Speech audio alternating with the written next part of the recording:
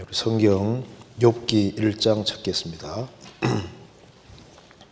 욥기 1장입니다.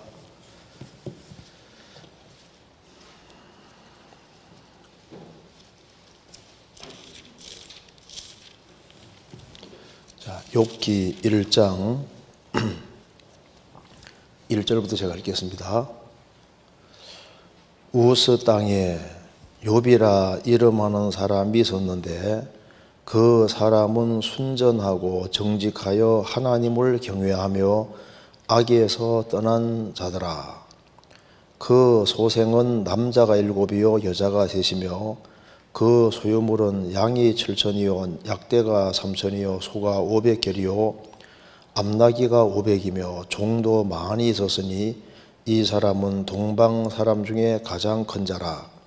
그 아들들이 자기의 생일이면 각각 자기의 집에서 잔치를 베풀고 그 누이 셋도 청하여 함께 먹고 마심으로 그 잔칫날이 지나면 욥이 그들을 불러다가 성결케 하되 아침에 일어나서 그들의 명수대로 번제를 드렸으니 이는 욥이 말하기를 혹시 내 아들들이 죄를 범하여 마음으로 하나님을 배반하였을까 함이라. 욥의 행사가 항상 이러하였더라. 네, 거기까지입니다.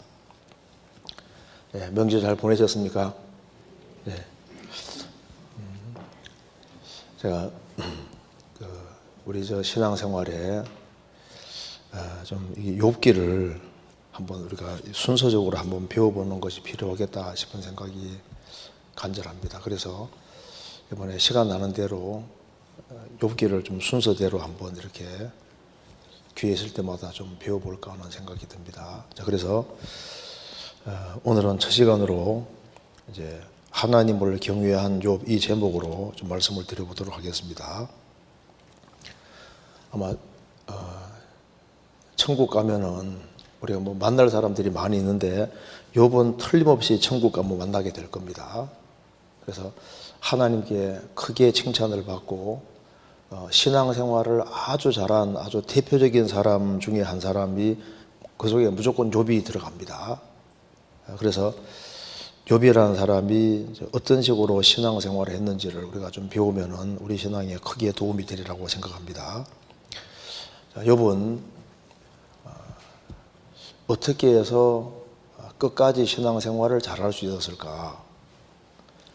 여기 욥기 1장 2절에 그 소생은 남자가 7이요 여자가 3이며 그 자녀가 10명이고 그 소유물은 양이 7천이요 약대가 3천이요 소가 500결이요 암나귀가 500이며 종도 많이 있었으니 이 사람은 동방 사람 중에 가장 큰 자라.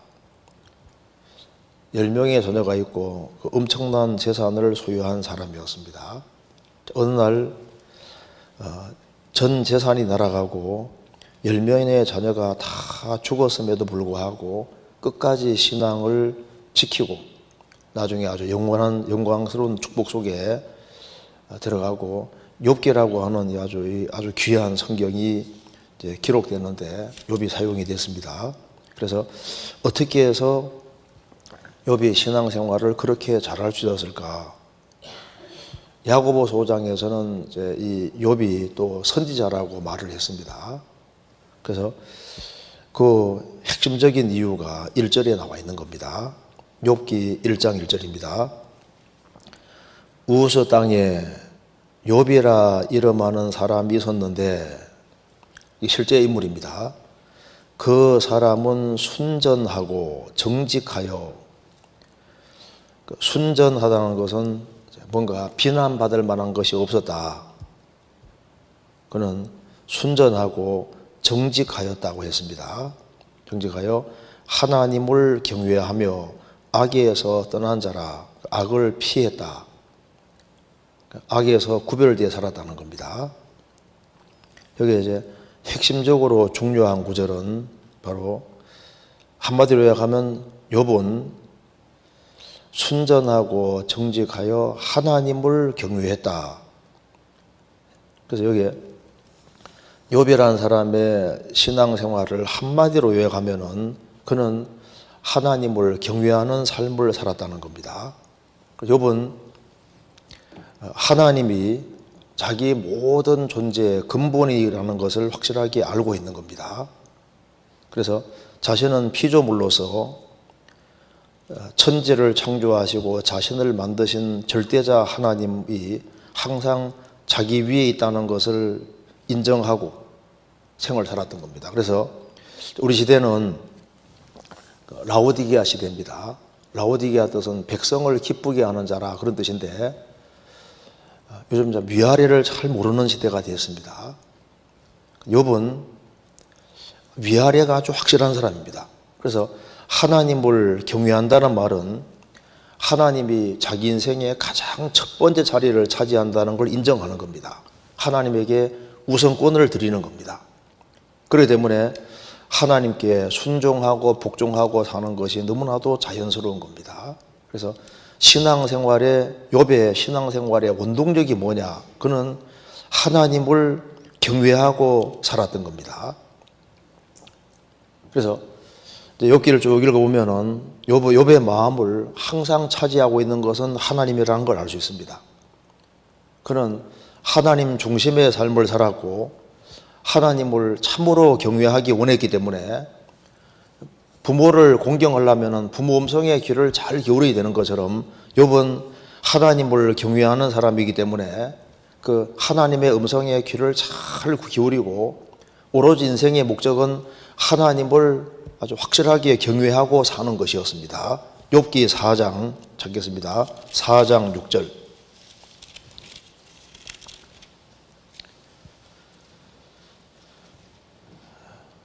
대만 사람 엘리바스가 욥에게 말합니다. 4장 6절. 내 의뢰가 경외함에 있지 아니하냐?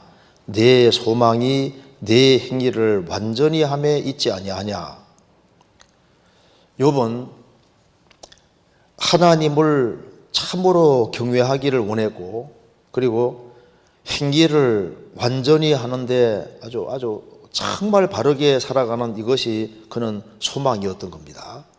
그래서 그는 누구보다도 하나님을 경외하고 그리고 진리 가운데 행하기를 원했기 때문에 그는 하나님을 말씀을 배우는데 누구보다도 열심이었던 겁니다. 성경 욥기 23장 찾겠습니다. 23장 12절.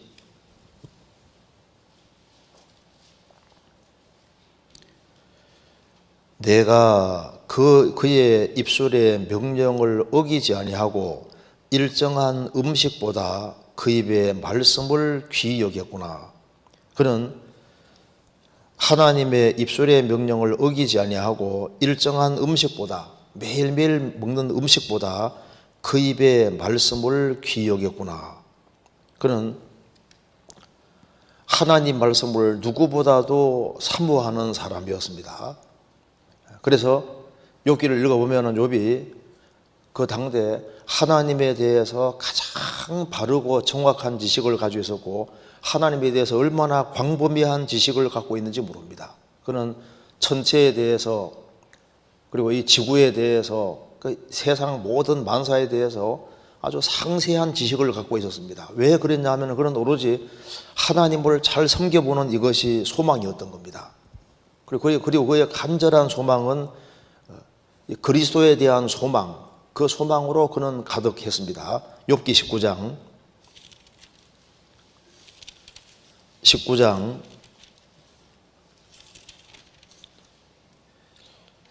25절. 욥이 한 얘기입니다. 내가 알기에는 나의 구속자가 살아 계시니 후일에 그가 땅 위에 서실 것이라. 나의 이 가족 이것이 썩은 후에 내가 육체 밖에서 하나님을 보리라. 내가 친히 그를 보리니 내 눈으로 그를 보기를 외인처럼 하지 않을 것이라. 내 마음이 초급하구나. 내가 알기에 욥은 알고 있습니다. 나의 구속자가 살아계시니 나의 구속자가 살아계시다. 예수님 말하는 겁니다. 후일에 그가 땅 위에 서실 것이라. 그는 예수님이 구세주가 오신다는 것을 확실하게 알고 있는 겁니다.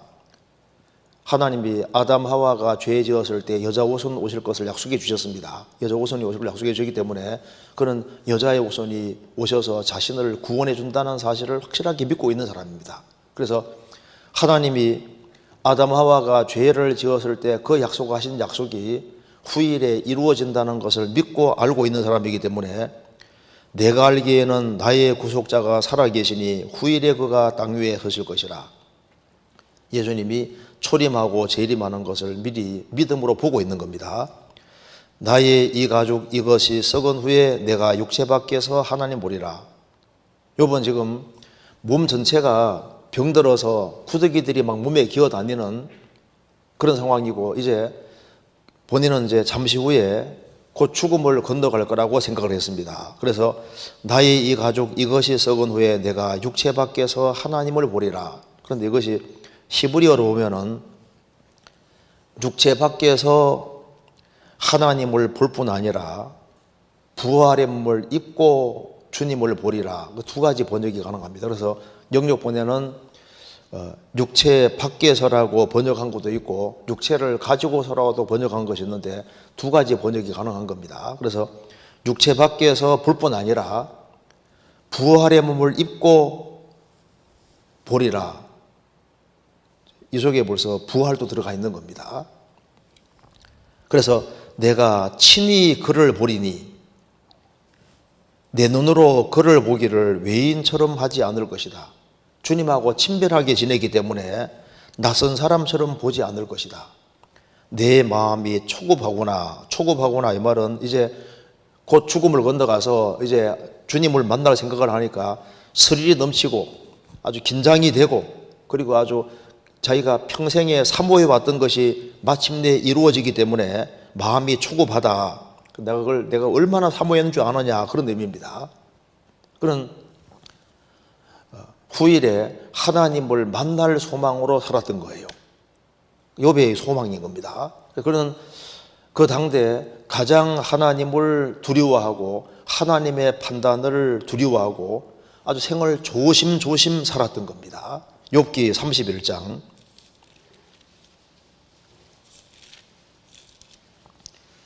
23절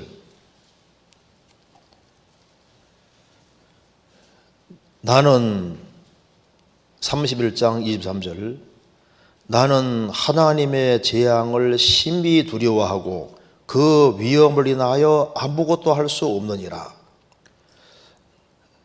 나는 하나님의 재앙을 심히 두려워. 그는 오로지 하나님의 축복을 받기를 간절히 원했습니다. 그리고 그 위험을 인하여 아무것도 할 수 없느니라.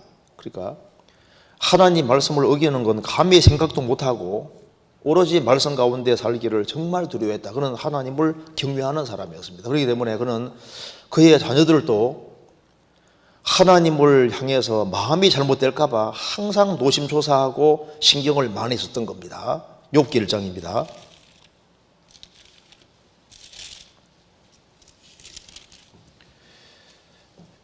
1장 4절입니다.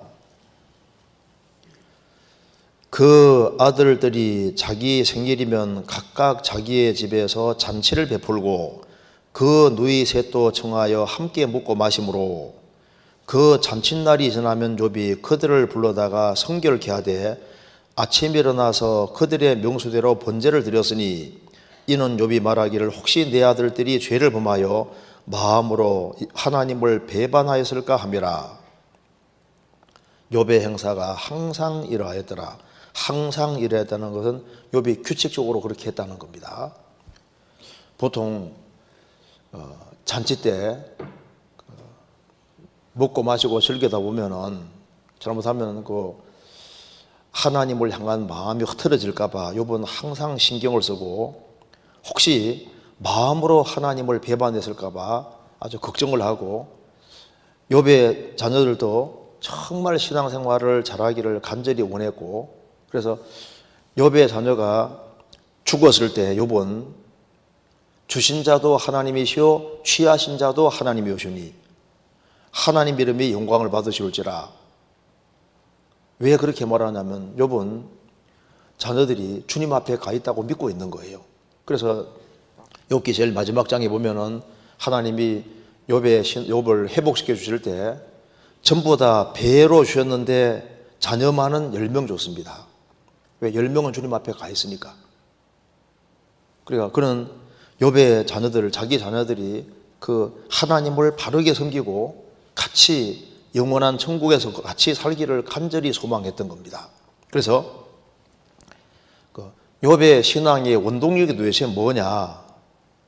욥기 1장 1절에 말한 대로 그는 하나님을 경외했다는 겁니다.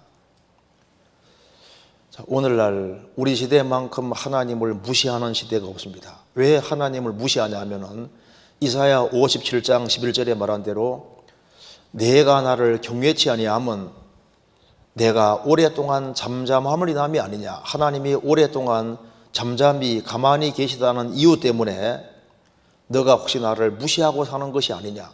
이 위대하신 하나님, 천지를 창조한 창조주가 계심에도 불구하고 왜 하나님을 경외치 않냐 하면은 경외치 않아도 하나님이 가만히 계시니까. 하나님을 경외치 않는 것 자체가 악입니다. 나는 뭐 특별한 죄 안 짓는다, 도덕적으로 죄를 안 짓는다 할지라도 하나님을 경외치 아니하면 그것이 아주 근본적인 죄가 되는 겁니다. 예레미야 2장 찾겠습니다. 예레미야 2장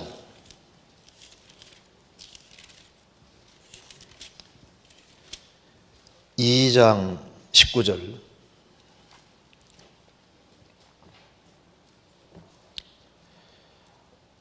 2장 19절 1052페이지입니다. 내 악이 너를 징계하겠고 내 패역이 너를 책할 것이라. 그런즉 내 하나님 여호와를 버림과 내 속에 나를 경외함이 없는 것이 악이요 고통인 줄 알라. 주 만군의 여호와의 말이니라. 여기 말씀하기를 나를 경외함이 없는 것이 악이요, 하나님을 경외함이 없는 것이 악입니다. 도덕적인 죄만 죄가 아니다 그 말입니다. 노아 시대 사람들이 먹고 마시고 시집가고 장가가고 했습니다. 먹고 마시고 시집가고 장가가고 그건 죄가 아니잖아요.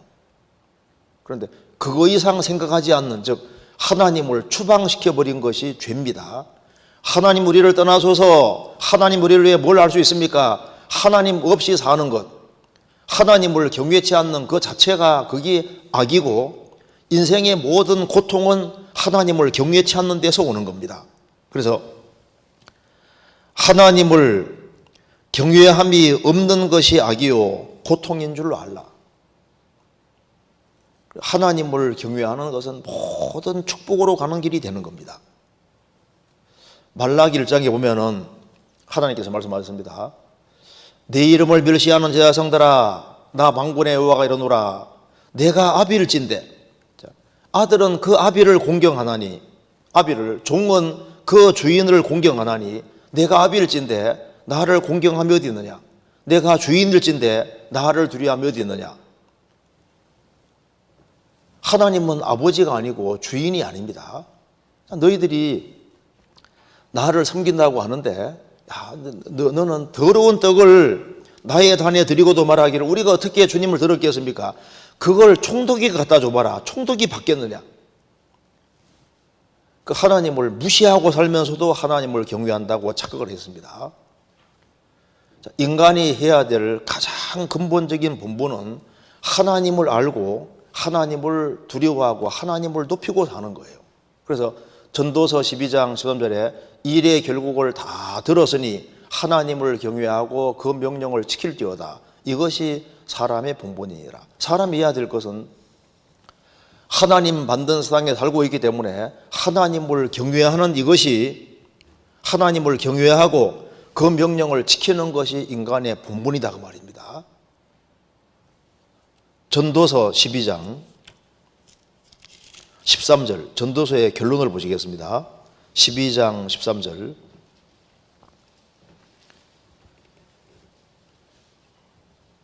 이 일의 결국을 다 들었으니 하나님을 경외하고 그 명령을 지킬지어다. 이것이 사람의 본분이라. 이것이 사람의 본분이니라. 이것이 영어 성경에는 이것이 사람의 모든 것이다. This is man's all이라고 그랬습니다. 이것은 사람의 모든 것이다. 그러니까 생을 살아가면서 포커스를 하나님을 경외하고 그 명령을 지키는 이쪽으로 포커스를 맞추는 사람은 인생의 방향이 정말 제대로 되어 있는 사람이고 그것이 가장 확실한 길이라는 것을 알려주고 있는 겁니다. 우리가 성경을 배우는 것도 결국은 하나인 거예요.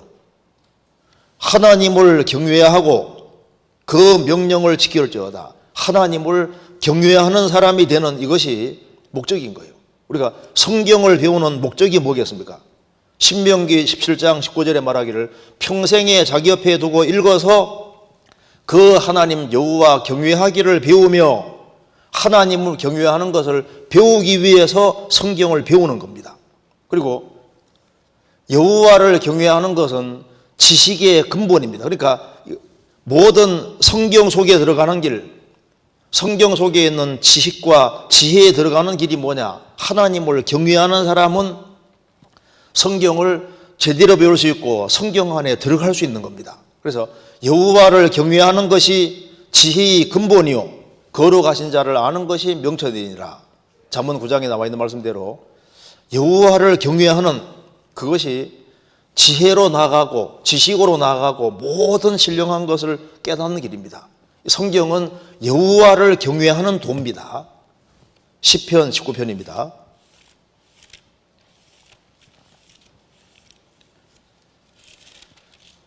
(19편) 9절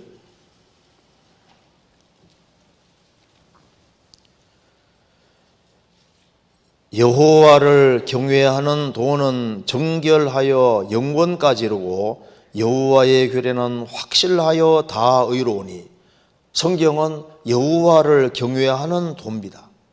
그래서 성경을 제대로 배운다는 것은 하나님을 알고 하나님을 경외하는 사람이 되는 겁니다.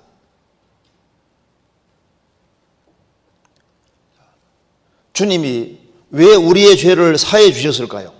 우리 죄를 사해 주신 이유도 하나님을 바르게 경외케 하기 위해서 우리 죄를 사해 주신 거예요. 시편 130편입니다.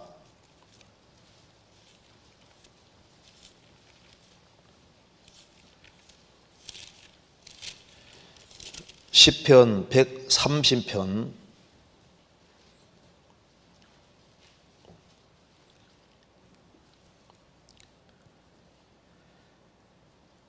4절, 3절, 4절 제가 읽겠습니다. 여호와여 주께서 죄악을 감찰하실진대 주여 누가 서리이까? 그러나 사유하심이 주께 있으면 주를 경외케 하심이니이다. 주님이 죄를 감찰하신다면 주님 앞에 설 수 있는 사람이 한 사람도 없습니다. 그런데 사유하심, 죄 용서하심이 주께 있으면 왜 주님이 우리 죄를 다 용서해 주셨느냐? 주를 경외케 하심이니이다. 하나님을 경외케 하기 위해서. 구약시대에 많은 기적을 행하신 이유도 뭐냐면은 여호와가 살아계신 하나님이니까 살아계신 하나님을 영원토록 경외케 하기 위함이라고 여호수아 4장 24절에서 말씀했습니다. 하나님을 경외케 하는 거예요. 성령은 여호와를 경외하는 영입니다. 그래서 성령을 받은 사람은 틀림없이 하나님을 경외하는 삶을 살게 되는 겁니다. 그러니까 누가 하나님을 경외하느냐? 성령을 받은 사람은 여호와를 경외하게 되는 겁니다. 성경 이사야 11장 찾겠습니다.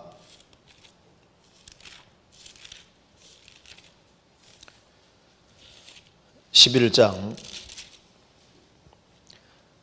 2절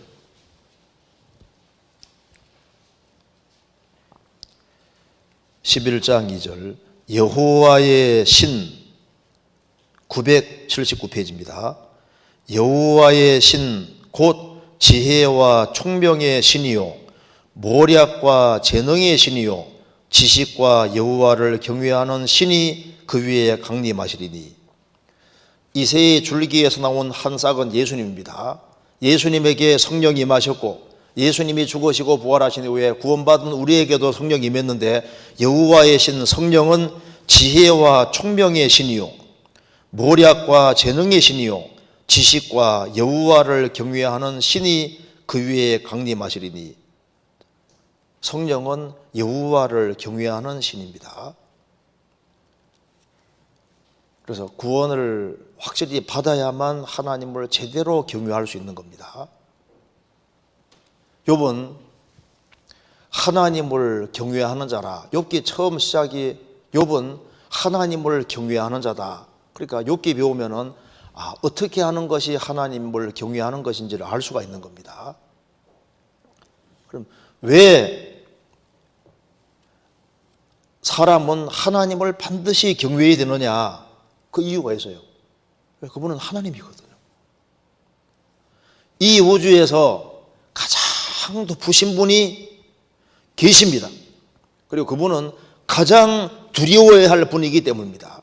이 우주 안에서 이 우주를 창조하신 절대자는 가장 높으신 분이고 가장 두려운 분입니다. 가장 두려운 분. 하나님만큼 두려운 분이 없습니다. 황제 앞에서, 왕 앞에 서는 것도 두렵고 황제 앞에 서는 것도 두려운데 살아계신 하나님을 우리가 뵙게 되는데 얼마나 두렵고 놀라운 일이냐 그 말입니다. 그래서 예수님께서도 누가복음 12장에서 말씀하시기를 몸은 죽여도 영혼은 죽이지 못하는 자를 두려워하지 말라고 하셨습니다. 예수님 말씀하시기를 내가 내 친구 너희에게 말하노니 몸을 죽이고 그 후에는 능히 더 못하는 사람들을 두려워하지 마라. 마땅히 두려워할 자를 내가 너희에게 보이리니 죽인 후에 또한 지옥에 던져넣는 권세 있는 그를 두려워하라. 죽인 후에 또한 지옥에 던져넣는 권세 있는 그 하나님 절대자를 두려워하라.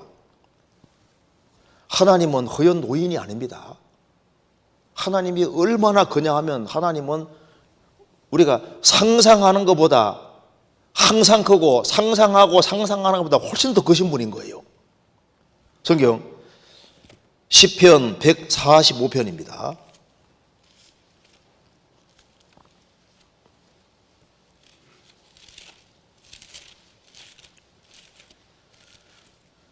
시편 145편 3절입니다. 여호와는 광대하시니 크게 찬양할 것이라. 그의 광대하심을 측량치 못하리로다.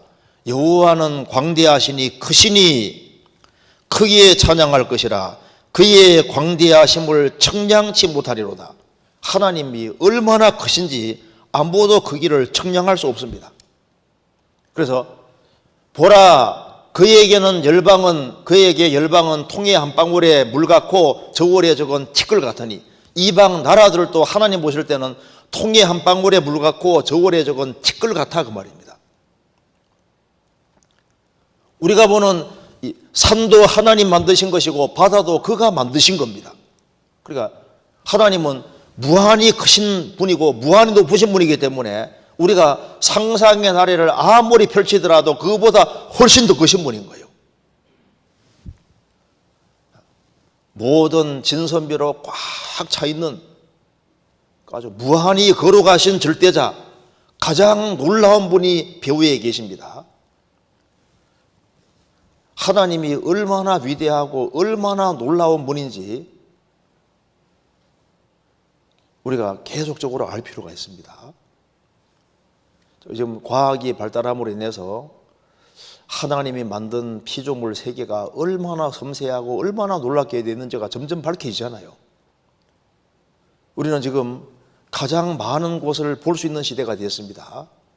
지구상의 그 각각의 어떤 식물들, 동물들 모든 걸 보면은 이걸 만드신 분은 보통 분이 아닌 거예요. 어마어마한 분인 겁니다.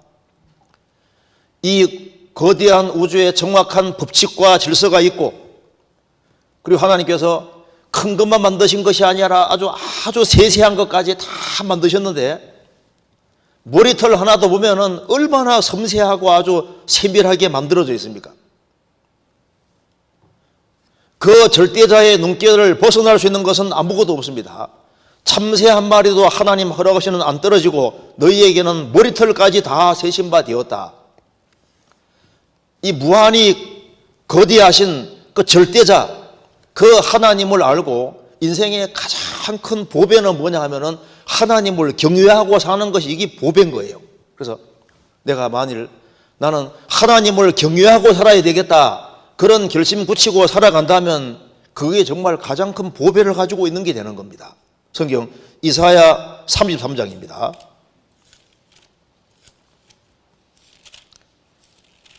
(33장) 6절.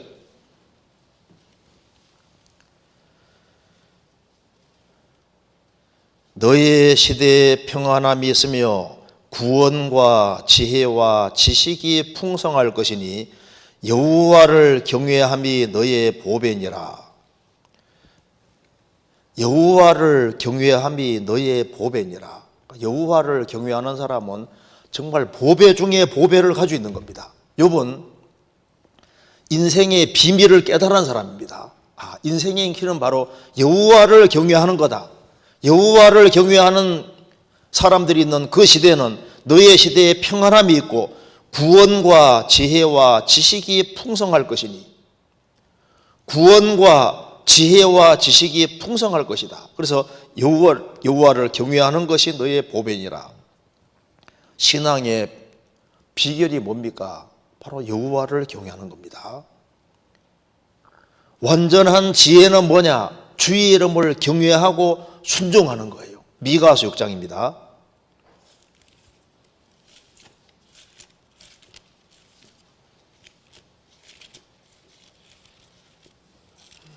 미가서 6장 9절, 1297페이지입니다.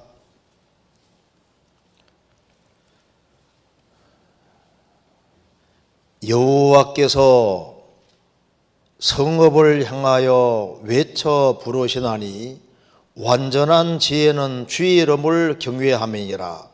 너는 매를 순히 받고 그것을 정하신 자를 순종할지니라. 여호와께서 예루살렘 이스라엘 성읍을 향해서 외쳐 부르시고 있습니다. 완전한 지혜는 뭐냐? 주의 이름을 경외함이니라. 너는 매를 순히 받고 그것을 정하신 자를 순종할지로다. 여호와를 경외하는 사람, 하나님을 경외하는 사람은 온갖 모든 축복을 다 받을 수 있게 되어 있습니다. 만유인력의 법칙을 발견한 그 아이작 뉴턴은 자신이 이렇게 얘기를 하는 가운데 하나님이란 단어가 이렇게 입에 올려질 때마다 반드시 머리에서 모자를 벗고, 그리고 경외를 경건함, 하나님을 경외하는 걸 표현하고 이렇게 얘기를 했습니다. 얘기하다가도 하나님에 대한 얘기가 나올 때는 모자를 딱 벗고, 그래서 자신이 하나님을 정말 존중한다는 것을 생활 속에서도 나타내려고 노력을 했습니다. 그런 아이작 뉴턴은 성경 잘 아는 사람입니다.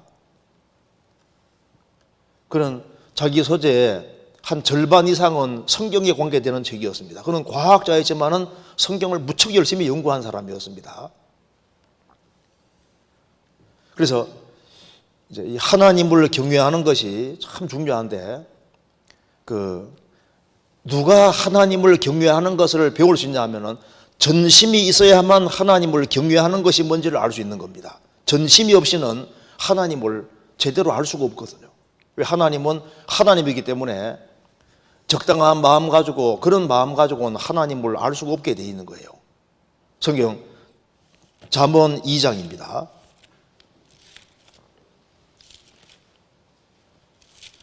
잠언 2장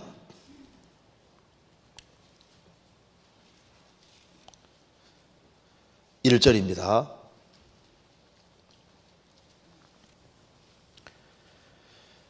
(2장 1절) 내 아들아, 내가 만일 나의 말을 받으며 나의 계명을 내게 간직하며 내 귀를 지혜에 기울이며 내 마음을 명철에 두며 지식을 불러 구하며 명철을 얻으려고 소리를 높이며 은을 구하는 것 같이 그것을 구하며 감추인 보배를 찾는 같이 그것을 찾으면 여호와 경외하기를 깨달으며 하나님을 알게 되리니.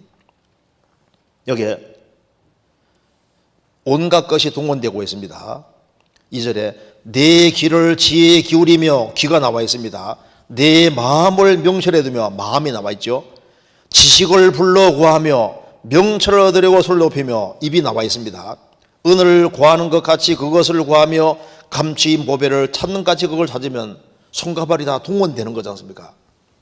보물찾기 하듯이. 그래서 자기의 전 존재를 동원해서 정말 찾고 찾으면은 여호와 경외하기를 깨달으며 하나님을 알게 될 것이다.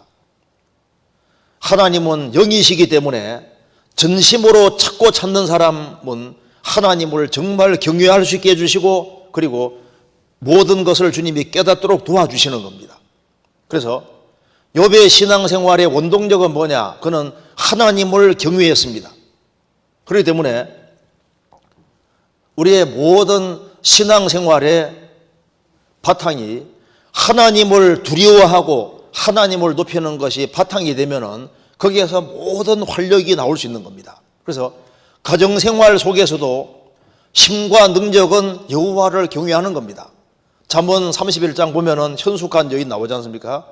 현숙한 여인이 남편을 선대하고 부지런히 벌어서 최대한 많이 모으고, 그리고 그걸 불쌍한 사람들에게 자꾸 나누어주고, 그리고 이제 남편이 빚을 보도록 하기 위해서 참 노력을 하고, 그리고 자녀들에게 모범을 보이고, 그렇게 한 모든 바탕이 뭐냐 하면 뒤에 답이 나와 있습니다. 그녀는 여호와를 경외했다. 그 현숙한 여인에 물을 수 있습니다. 당신은 왜 남편에게 잘하요? 나는 여호와를 경외하기 때문에 남편을 선대합니다. 당신은 왜 그렇게 열심히 삽니까? 나는 여호와를 경외하기 때문입니다. 왜 당신은 불쌍한 사람들에 자꾸 관심을 기울입니까? 나는 여호와를 경외하기 때문입니다. 왜 자녀를 바르게 키우는데 그렇게 신경 씁니까? 나는 여호와를 경외하기 때문입니다. 교회 생활에서도 마찬가지입니다. 당신은 왜 교회 생활을 충실히 하려고 하는 겁니까? 나는 여호와를 경외하기 때문입니다. 왜 당신은 교회 안에서 순종하는 길을 택하고 살아갑니까? 하나님을 경외하기 때문입니다. 사회생활 속에서도 왜 당신은 회사 생활에서 그렇게 충실하게 하고, 그리고 부정한 방법을 사용하지 않습니까? 나는 하나님을 경외하기 때문입니다. 그러니까 하나님을 경외하는 것이 바탕이 되어 있으면 모든 일상생활에도 다 통하도록 되어 있는 거예요. 그래서 하나님을 경외한다는 것은 너무나도 이게 중요한 주제가 아닐 수 없습니다. 그래서 나중에 이제 주님 앞에 설 때 하나님을 경외하고 살았다, 그러면은 그 사람은 인생 성공한 겁니다. 욥은 하나님을 경외했다고 제일 첫 번째 딱 나오잖아요. 그러면 이제 경외한다는 것을 좀 말이 좀 막연하잖아요. 하나님을 경외한다. 도대체 어떻게 하는 게 경외하는 것일까? 성경 출애굽기 1장 찾겠습니다. 경외한다는 것을 좀 구체적으로 좀 바꿔보겠습니다. 출애굽기 1장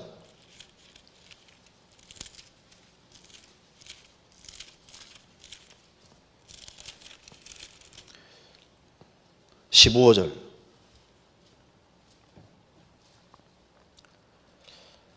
애굽 왕이 히브리 산파 십보라라 하는 자와 부하라는 자에게 일러 가로되 너희는 히브리 여인을 위하여 조산할 때 살펴서 남자여든 죽이고 여자여든 그는 살게 두라. 그러나 산파들이 하나님을 두려워하여 애굽 왕의 명을 어기고 남자를 살린지라. 애굽 왕이 산파를 불러서 그들에게 이르기를 이르되 너희가 어찌하여 이같이 하여 남자를 살렸느냐? 산파가 바로에게 대답하되 히브리 여인은 애굽 여인과 같지 아니하고 건장하여 상파가 그들에게 이르기 전에 해산하였더이다 하매 하나님이 그 상파들에게 은혜를 베푸시니라. 백성은 생육이 번성하고 심히 강대하며 상파는 하나님을 경외하였으므로 하나님이 그들의 집을 왕성케 하신지라. 자, 애굽 왕이 시브리 상파, 아기 낳는 걸 돕는 여자가 상파입니다. 시브리 십부라라 하는 자와 부하라는 자에게 말했습니다. 두 사람을 지명해서 말하기를, 자, 시브리 여인이 아이를 낳을 때 살펴서 남자여든 죽이라, 여자여든 살게 두라, 그렇게 왕이 명령했습니다. 이 당시에 파라오 왕은 신적인 존재입니다. 왕이 죽이라고 명령했는데 17절에 그러나 산파들이 하나님을 두려워하여 애굽 왕의 명을 어기고 남자를 살린지라. 왕은 죽이라고 명령했지만은 그 왕이 그렇게 무섭지만은 하나님을 더 무서워하고 두려워했다. 하나님께서는 그걸 가르쳐서 산파는 하나님을 경외하였으므로 하나님이 그들의 집을 왕성케 하신지라. 그러니까 여기 경외가 뭐냐 하면은 왕보다 하나님을 더 두려워하고 더 높이고 하나님 말씀을 지키는 것이, 그것이 바로 경외다 그 말입니다. 사장님보다 회장님보다 하나님은 더 높으신 분입니다. 더 두려운 분입니다. 그래서 사장님의 말은 듣고 회장님의 말은 듣는데 하나님 말씀을 두려워하지 않으면 그 사람은 하나님을 경외하는 사람이 아닐 겁니다. 부모보다, 남편보다, 아내보다, 친구보다 하나님이 더 두려운 거예요. 하나님을 더 두려워하는 것이, 그것이 하나님을 경외하는 것이라고 여기에 정의를 내리고 있습니다. 그래서 욥은 정말 모든 것보다 하나님을 더 두려워하는 사람이었기 때문에 그는 여호와를 경외하는 자라고 말을 하고 있는 겁니다. 사울도 백성을 두려워하고 다윗도 사울 왕을 두려워했습니다. 그런데 이 사울과 다윗의 차이가 뭐냐 하면은 사울은 하나님을 두려워하지 않았습니다. 다윗은 사람을 두려워했지만 하나님을 더 두려워했습니다. 그래서 다윗은 하나님을 경외하는 사람이었습니다. 그러니까 이 어떤 피조물보다 하나님을 더 두려워하고 하나님을 가장 두려워할 자로 삼는 이것이 하나님을 경외하는 것이다, 이렇게 말을 한 겁니다. 그리고 하나님을 경외한다는 것은 또 성경에 이렇게 표현을 했습니다. 여기 창세기 22장입니다.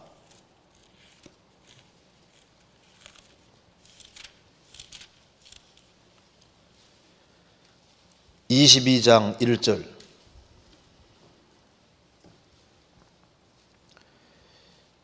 그 일 후에 하나님이 아브라함을 시험하시려고 그를 부르시되 아브라함아 하시니 그가 가로되 내가 여기 있나이다.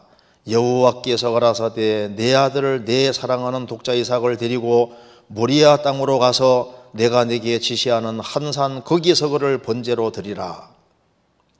하나님께서 아브라함에게 100세에 낳은 그 자식 이삭을 하나님께 번제로 드리라, 그렇게 말씀했습니다. 욥은 자기 아내보다 자녀들보다 하나님을 더 사랑하고 높인 것이 확실합니다. 그래서 10명의 자녀가 다 죽었을 때도 주신 자도 하나님이시오 취하신 자도 하나님이시오니 하나님 이름의 영광을 받으실지어라. 그에게는 하나님보다 더 높고 그리고 하나님보다 더 사랑하는 건 없었습니다. 그렇기 때문에 욥은 하나님을 경외했다고 말씀했습니다. 여기 아브라함도 마찬가지입니다. 사랑하는 독자 이삭을 바치라 했을 때 아브라함은 실제로 모리아 산에 갔고 칼을 들고서 자녀를 정말 잡으려고 했잖아요. 왜? 물론 죽이면은 하나님이 살리신다는 것도 믿었다고 히브리 11장에 나와 있습니다. 10절입니다. 10절. 22장 10절 손을 내밀어 칼을 잡고 그 아들을 잡으려 하더니 여호와의 사자가 하늘에서부터 그를 불러 가라사대 아브라함 아브라함아 하시는지라. 아브라함이 가로되 내가 여기 있나이다 하매 사자가 가라사대 그 아이에게 내 손을 대지 말라. 아무 일도 그에게 하지 말라. 내가 네 아들을 내 독자라도 내게 아끼지 아니하였으니 내가 이제야 내가 하나님을 경외하는 줄을 아노라. 여기에 경외라는 말을 또 사용했습니다. 그러니까 모든 것보다 하나님을 더 사랑하는 것이 하나님을 진정으로 경외하는 것이라고 표현을 하고 있는 겁니다.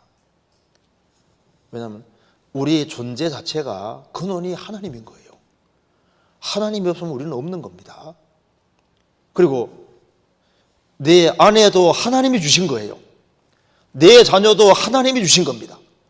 내가 가지고 있는 온갖 것도 하나님이 다 주신 것에 불과하고 하나님이 주셨고 이 세상 살아가는데 잠깐 사용하게 하신 거예요. 우리는 다 하나님께 빌린 겁니다. 그렇죠? 우리는 다 빌려 쓰고 있는 겁니다. 왜? 죽을 때 아무것도 못 가져가잖아요. 내가 무슨 자녀를 가져가는 것도 아니고 아내를 가져가는 것도 아니고 재물을 가져가는 것도 아닙니다. 왜? 하나님께 빌려 쓰고 있는 것이니까. 그러니까 모든 것의 근원이 하나님이고 모든 것보다 하나님을 앞세우고 하나님을 가장 존중받고 하나님을 가장 사랑하는 마음으로 사는 것이 그것이 하나님을 경외하는 것이라고 표현을 하고 있는 겁니다. 그래서 하나님을 앞세우고 하나님을 존중하는 그것이 축복으로 가는 길이 되는 겁니다. 사무엘상 2장 찾겠습니다. 사무엘상 2장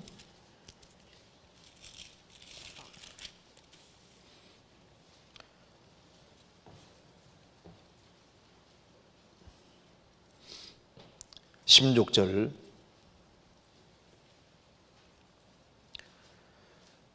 그 사무엘상 2장 16절 411페이지입니다. 그 사람이 이르기를 반드시 먼저 기름을 태운 후에 내 마음에 원하는 대로 취하라 하면 그가 말하기를 아니라 지금 내게 내라 그렇지 아니하면 내가 억지로 빼앗으리라 하였으니 이 소년들의 죄가 여호와 앞에 심히 금은 그들이 여호와의 제사를 멸시함이었더라. 30절 그러므로 이스라엘의 하나님 나 여호와가 말하노라 내가 전에 내 집과 내 조상의 집이 내 앞에 영영히 행하리라 하였으나 이제 나 여호와가 말하노니 결단코 그렇게 아니하리라. 나를 존중히 여기는 자를 내가 존중히 여기고 나를 멸시하는 자를 내가 경멸히 여기리라.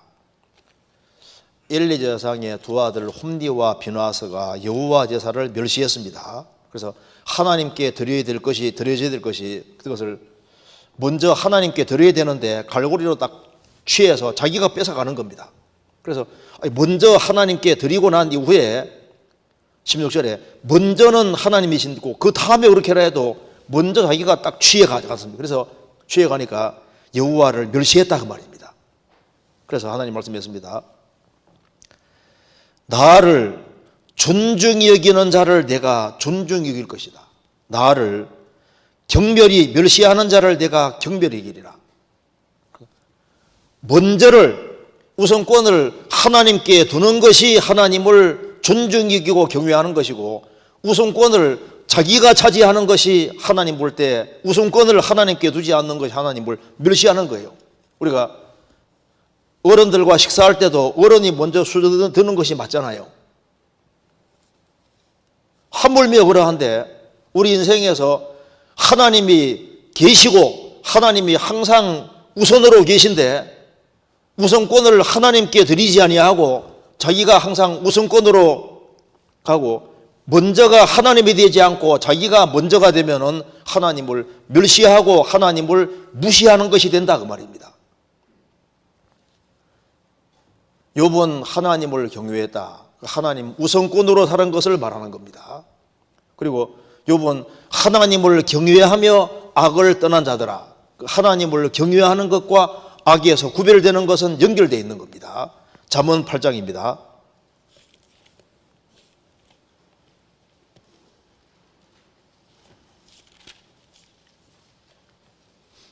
8장 13절.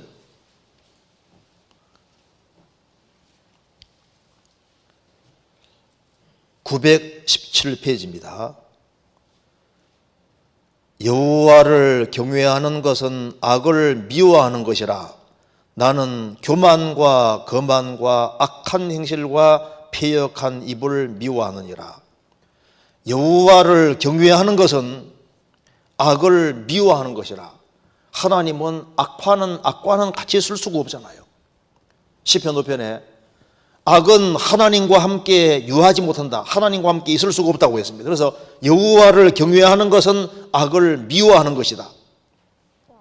나는 교만과 거만과 악한 행실과 패역한 입을 미워하느니라. 교만하고 거만한 사람이 하나님을 경외한다는 것은 거짓말입니다. 그리고 악한 행실을 하면서 하나님을 경외한다는 말은 거짓말이고, 패역한 입, 말을 막 함부로 하고 욕을 함부로 하고 그렇게 하는 사람이 하나님을 경외한다는 말은 거짓말이잖아요.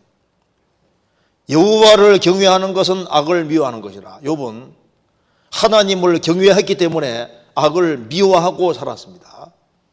그래서 먹든지 마시든지 무엇을 하든지 다 하나님의 영광을 위해 하라. 그래서 하나님을 경외하는 것과 물질은 반드시 연결되게 되어 있는 겁니다. 왜? 자신이 존중히 여기는 것과 마음과 손과 발과 물질은 연결되어 있는 거예요. 잠언 3장입니다. 잠언 3장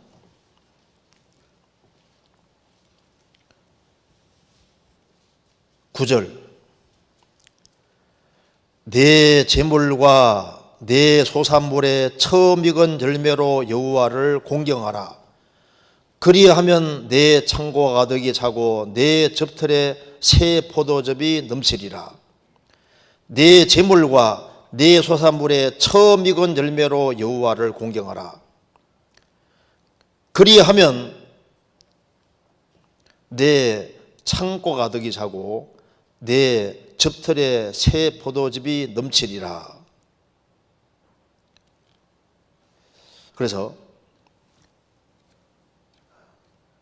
하나님을 경외하는 사람이 물질을 함부로 사용하고 허튼 데 사용하고 쓸데없는 데 사용하면서 하나님께는 드리지 않고 자기 편한 대로는 다 쓰면서 물질을 하나님과 하나님 영광을 위해서 사용하지 않는다면 그게 하나님을 경외한다는 말이 거짓말인 겁니다. 그러지 않겠습니까?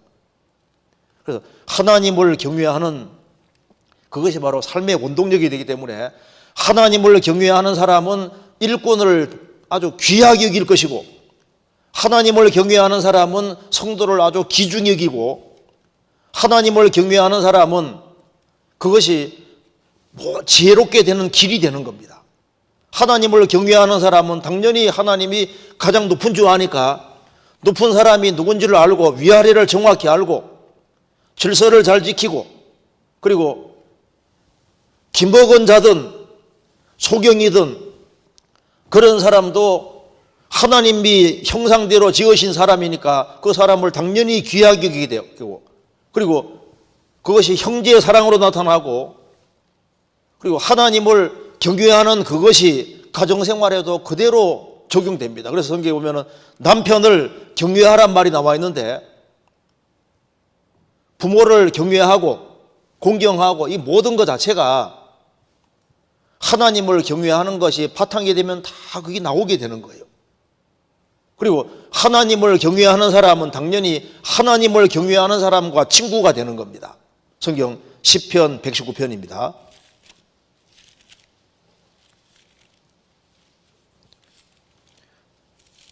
63절.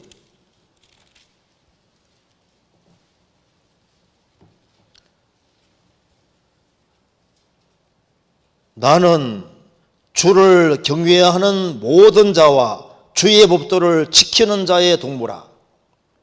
하나님을 경외하는 사람이 누구의 친구가 되겠습니까? 나는 주님을 경외하는 모든 자, 주의 법도를 지키는 자의 동무라. 그래서 그 사람이 가까이 하는 사람 보면 그 사람을 알 수가 있는 겁니다. 그래서 하나님을 경외하면은 이것이 모든 삶에 이제 이 힘으로 나타나게 되는 겁니다. 노아가 왜 방주를 지었을까요? 그는 하나님을 경외했기 때문에 방주를 지었습니다. 욥의 신앙생활의 모든 운동력, 물론 어떤 환난과 많은 문제가 생겨도 그걸 다 극복할 수 있는 이것이 하나님을 경외했기 때문입니다. 요셉이 에집트에 내려가서 그 많은 유혹이 있지만 유혹을 다 뿌리칠 수 있었던 이유가 뭘까요? 하나님을 경외했기 때문에 그것이 가능했던 겁니다. 그러니까 하나님을 경외하는 것은 이것이 삶에서 나타나게 되는 겁니다. 느헤미야도 나는 왕을 하나님을 경외했기 때문에 하나님 이름에 누가 가지 않도록 행동을 했잖아요.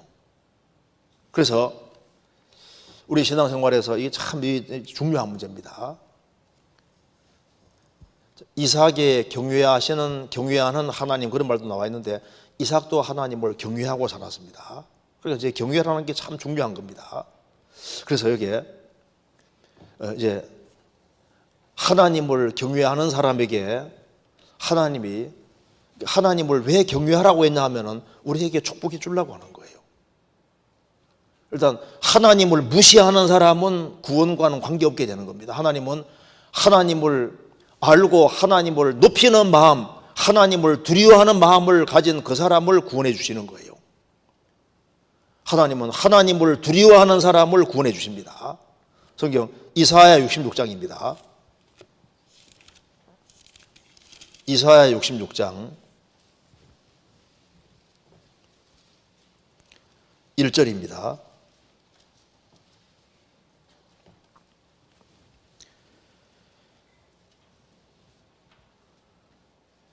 여호와께서 이같이 말씀하시되 하늘은 나의 보좌요 땅은 나의 발등상이니 너희가 나를 위하여 무슨 집을 지을고 나의 안식할 처소가 어디랴. 나 여호와가 말하노라. 나의 손이 이 모든 것을 지어서 다 이루었느니라.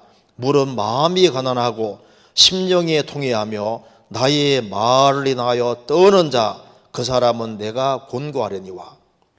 이 천지를 창조하신 하나님께서 말씀하시기를 마음이 가난한 사람, 심령에 죄를 가슴 아파하고 정말 뉘우치고 돌이키는 사람, 하나님의 말씀을 인해서 두려워 떠는 사람, 그 사람은 내가 권고할 것이다. 돌보아 주시고 구원해 주실 것이다. 요즘 전도집회에 보면은 하나님을 안 두려워하잖아요. 하나님을 무시하고 성경의 증거가 확실하게 드러남에도 불구하고 아주 뻔뻔하게 마음을 강팍하게 하고 하나님 말씀을 두려워하지 않습니다. 그런데 어떻게 구원을 받겠습니까? 하나님은 하나님을 경외하는 사람, 그런 사람에게 아버지가 자식을 불쌍히 여기는 같이 하나님께서 불쌍히 여기고 구원해 주시는 거예요.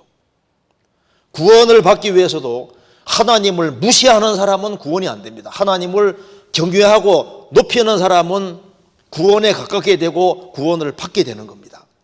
시편 103편입니다.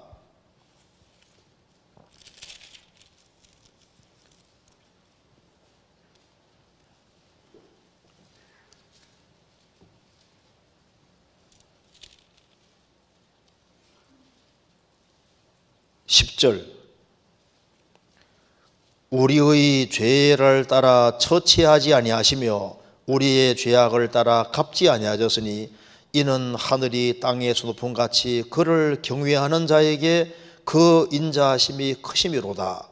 동이 서에서 먼 것 같이 우리 죄가를 우리에게서 멀리 옮기셨으며 아비가 자식을 불쌍히 여김같이 여호와께서 자기를 경외하는 자를 불쌍히 여기시나니.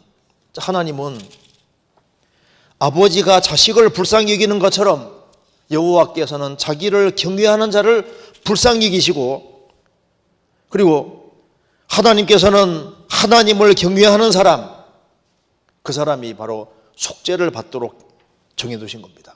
주님이 죄를 처리해 놓으셨어도 마음을 낮추고 하나님을 공경하고 하나님을 높이는 마음이 없이는 복음이 안 깨달아지게 되어 있습니다. 그래서 우리가 구원을 받았다는 것은 하나님을 두려워했다는 증거고 두려워하고 있다는 증거인 겁니다. 그래서 평상시에도 하나님을 두려워하고 죄를 무서워하고 두려워하는 사람이 구원을 받게 되는 거예요. 아무나 구원받는 것이 아니지 않습니까? 그래서 하나님은 하나님을 경외하는 사람을 구원의 길로 인도해 주시고 죄를 확실히 사함받는 것을 경험하게 해주시는 겁니다. 하나님은 하나님을 경외하는 사람을 기뻐하십니다. 한 사람이 하나님을 정말 두려워하고 높이고 살아가면 하나님이 그 사람을 기뻐하시는 거예요. 시편 147편입니다.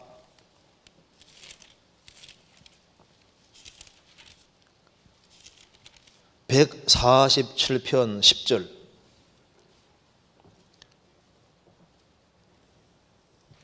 여호와는 말의 힘을 즐거워 아니하시며 사람의 다리도 기뻐 아니하시고 자기를 경외하는 자와 그 인자하심을 바라는 자들을 기뻐하시는도다.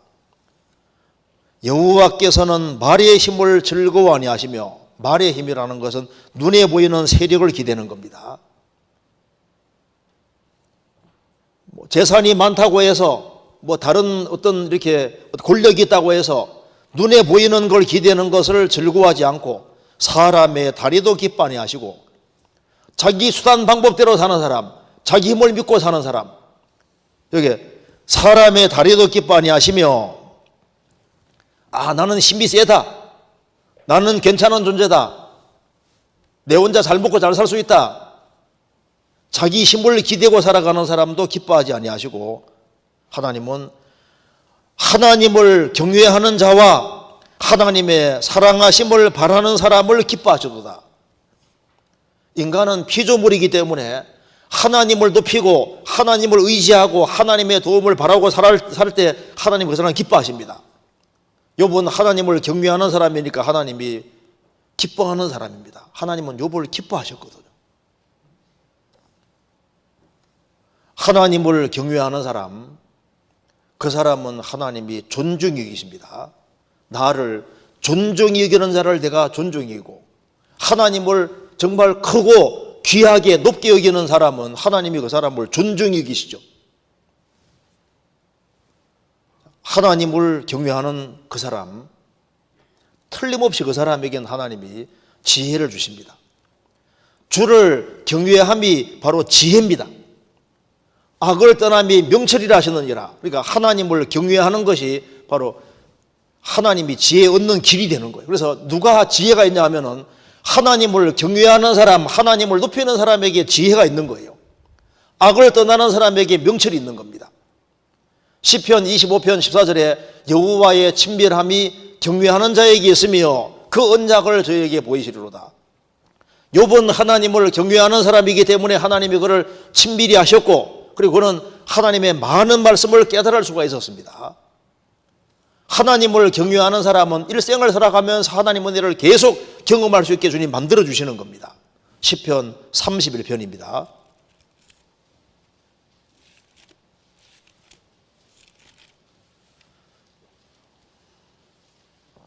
(19절)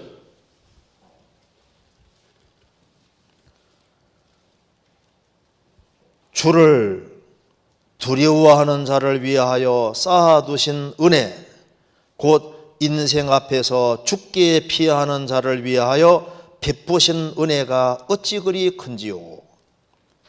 하나님께서는 하나님을 두려워하는 사람, 하나님을 경외하는 사람을 위해서 은혜를 잔뜩 쌓아놨습니다.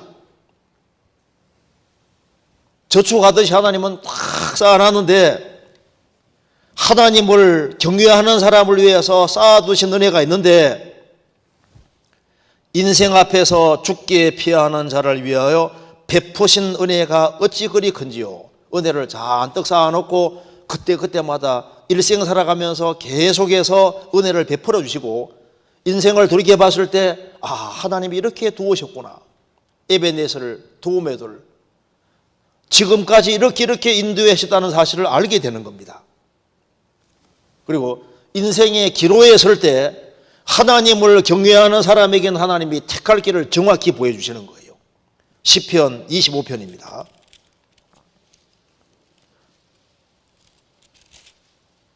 25편 12절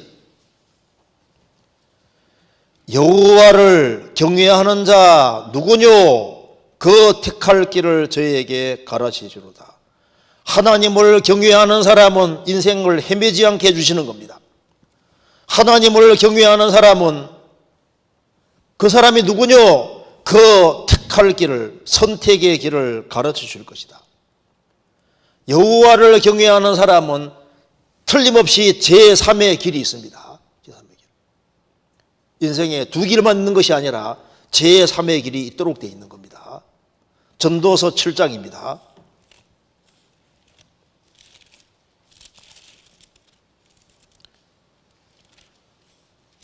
7장 15절 내가 내 헛된 날에 953페이지입니다. 953페이지 7장 15절 내가 내 헛된 날에 이 모든 일을 본즉 자기의 의로운 중에서 멸망하는 의인이 있고 자기 악행 중에서 장수하는 악인이 있으니 지나치게 의인이 되지 말며 지나치게 지혜자 되지 말라. 어찌하여 스스로 패망케 하겠느냐? 지나치게 악인이 되지 말며 우매자도 되지 말라. 어찌하여 기한전에 죽으려느냐? 너는 이것을 잡으며 저것을 놓치마는 것이 좋으니 하나님을 경외하는 자는 이 모든 일에서 벗어날 것임이니라. 생을 살아가는 가운데 이거 적당히 살아란 말이 아닙니다. 이렇게 하면 지나치게 의인되고 의인 노릇하고 이렇게 하면 지나치게 악인되게 되고 이게 애매한 상황들이 주어지는데 이러지도 못하고 저러지도 못하는 그 상황이 주어지는데 성경은 말합니다. 너는 이것을 잡으며 저것을 놓지 마는 게 좋다. 둘 다 잡는 게 좋다. 무슨 말입니까? 사람들은 이 길과 저 길 둘밖에 안 보이는데 여호와를 경외하는 자는 제3의 길이 있다 그 말입니다. 그래서 여호와를 경외하는 자는 이 모든 일에서 벗어날 것임이니라. 그렇죠. 하나님을 경외하는 사람은 제3의 길이 있는 겁니다. 여호와를 경외하는 사람에게는 하나님이 인생 가운데 하나님을 경외하는 사람에게 하나님이 필요한 걸 안 주시겠습니까? 경외하는 사람에게 필요한 것을 틀림없이 주십니다. 여호와를 경외하는 사람은 부족함이 없으리로다. 맞는 얘기입니다. 시편 34편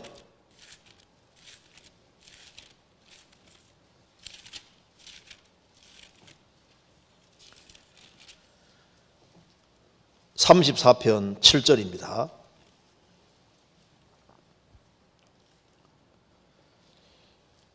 여호와의 사자가 주를 경외하는 자를 둘러 진치고 저희를 건지시는도다. 주를 경외하는 자는 여호와의 사자가 둘러 진치고 저희를 건지시는도다. 9절 너희 성도들아 여호와를 경외하라. 저를 경외하는 자에게는 부족함이 없도다. 젊은 사는 궁핍하여 줄일지라도 여호와를 찾는 자는 모든 좋은 것에 부족함이 없으리로다. 젊은 사는 궁핍하여 줄일지라도 여호와를 경외하는 자에게는 하나님께서 모든 좋은 것에 부족함이 없으리로다. 하나님은 좋은 것을 주시는 겁니다. 여호와를 경외하는 사람은 그 삶 자체가 전부 다 상리되고 여호와를 경외하는 사람에게는 따로 기업이 있습니다. 영원한 기업과 상이 있습니다. 그리고 여호와를 경외하는 사람은 하나님께서 보시고 그 사람의 소원을 틀림없이 이루어집니다. 그래서 하나님을 경외하는 것과 소원이 이루어지는 것은 연결되어 있는 거예요. 시편 145편 19절입니다.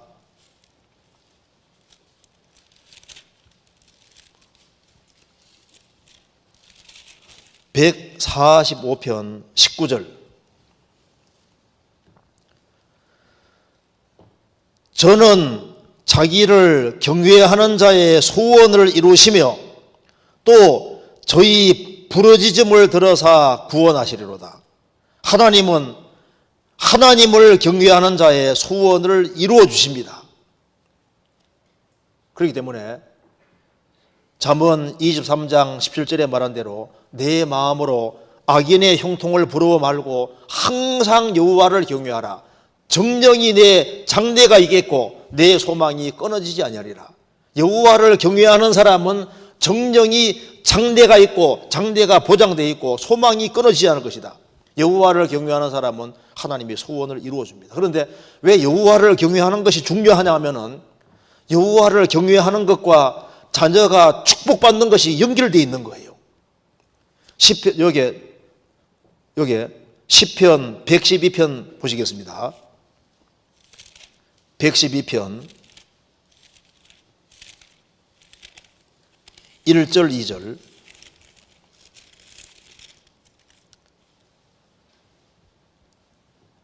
할렐루야. 여호와를 경외하며 그 계명을 크게 즐거워하는 자는 복이도다. 그 후손이 땅에서 강성하며 정직자의 후대가 복이 있으리로다. 부요와 재물이 그 집에 있으며 그 의가 영원히 있으리로다.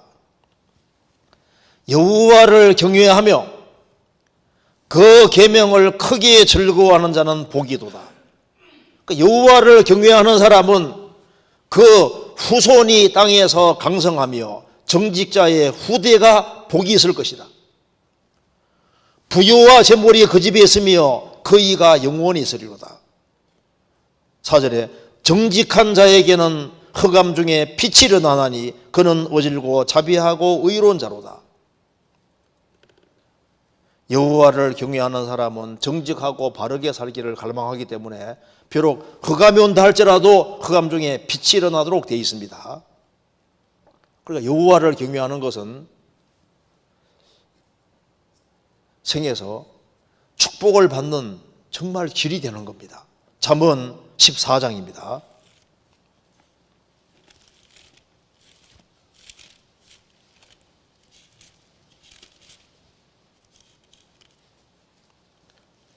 (26절)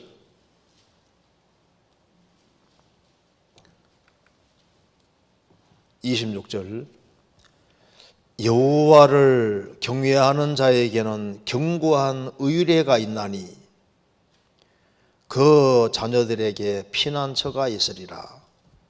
여호와를 경외하는 자에게는 견고한 의뢰가 있다. 아주 말할 수 없는 큰 확신이 있다 그 말입니다. 기초가 아주 확실한 겁니다. 견고한 의뢰가 있나니 그 자녀들에게 피난처가 있으리라. 그러니까 여호와를 경외하는 것과 자녀는 연결되어 있는 거예요. 여호와를 경외하는 사람에게는 하나님께서 필요한 것을 다 주시는 겁니다. 여호와를 경외하는 사람은 칭찬을 받도록 되어 있는 겁니다. 그리고 욥기 1장 다시 보시겠습니다. 1장 1절에 우스 땅에 욥이라 이름하는 사람이 있었는데 그 사람은 순전하고 정직하여 하나님을 경외하며 악에서 떠난 자들아. 붙어있죠. 하나님을 경외하며 악에서 떠난 자들아. 그러니까 하나님을 경외하는 것과 악을 떠나는 것은 연결되어 있습니다. 신앙생활에서 이게 제일 문제가 되는 것 중에 그 대표적인 것이 바로 죄입니다. 죄, 악이잖아요. 죄를 자꾸 지으면 죄는 줄과 같습니다. 악인은 자기의 악에 걸리며 죄의 줄에 매이나니 죄는 줄과 같기 때문에 죄를 자꾸 지으면 줄이 점점 굵어져요. 굵어져서 죄 때문에 습관성이 되고 구제불능식으로 돼서 딱 붙잡히게 되고 꼼짝 못하게 하는 겁니다. 욕심이 잉태한 적 죄를 낳고 죄가 장성한 적 죄는 자라거든요. 그래서 죄를 용납하면은 이게 나중에는 풀같이 연날지라도 이제 나중에 시간 지나면 나무처럼 아주 강하게 돼가지고 그래서 그 사람을 넘어뜨리게 만드는 겁니다. 죄는 내게 있는 온갖 좋은 것을 다 뺏어가는 도둑놈과 같습니다.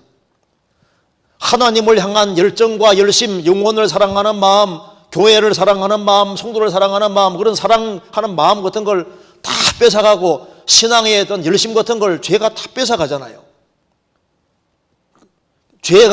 죄를 자꾸 지으면 죄가 그 사람 무서운 신비있기 때문에 죄가 그 사람 다 붙잡고 곁길로 가게 만드는 겁니다. 그리고 죄는 짐과 같기 때문에 죄를 지으면 지을수록 점점 짐이 무거워지니까 이제 호적거리게 되고 힘이 없어지고 힘있게 살 수가 없는 거예요. 죄는 함정과 같기 때문에 죄에 딱 걸리면 꼼짝 못하게 되는 겁니다.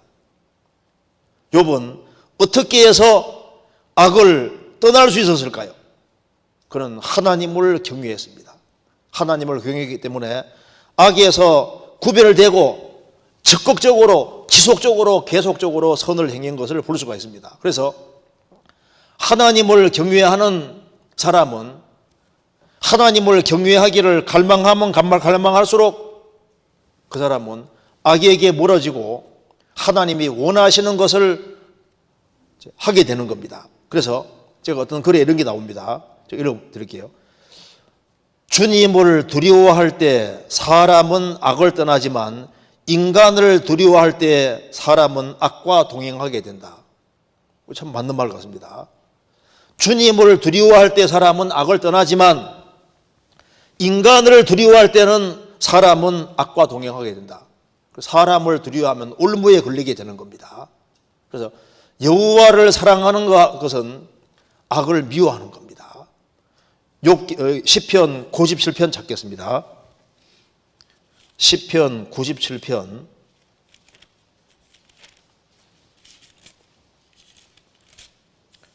10절 여호와를 사랑하는 너희여 악을 미워하라. 저가 그 성도의 영혼을 보존하사 악인의 손에서 건지시느니라. 여호와를 사랑하는 너희여 악을 미워하라. 여호와를 경외하는 사람, 여호와를 사랑하는 사람, 그 사람과 악과는 이렇게 이게 상극관계입니다. 그래서 하나님을 경외하기를 갈망하면 갈망할수록 악과는 멀어지기 때문에 그래서 이 경외라는 게 참 중요한데요. 우리가 이제 생활 살아가는 가운데 하나님을 경외하는 게 정말 중요한 문제이기 때문에 내가 재산이 적어도 여호와를 경외하는 것을 우선으로 삼아야 되고 소득이 적을지라도 하나님을 경외하고 신앙생활을 잘하는 것이 소득이 많을지라도 신앙생활을 못하는 것보다 훨씬 나은 겁니다. 잠언 15장 16절입니다.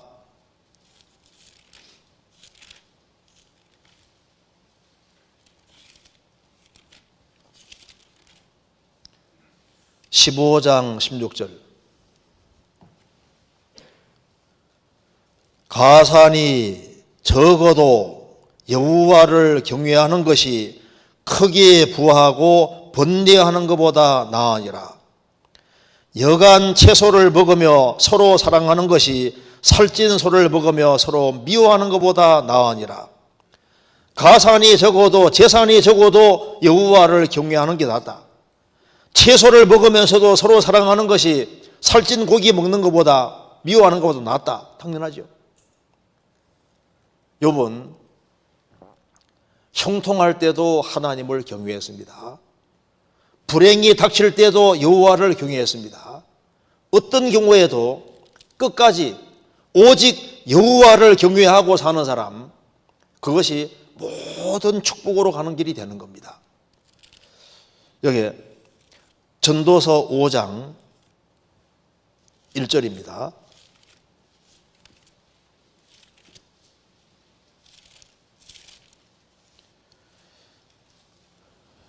(5장 1절)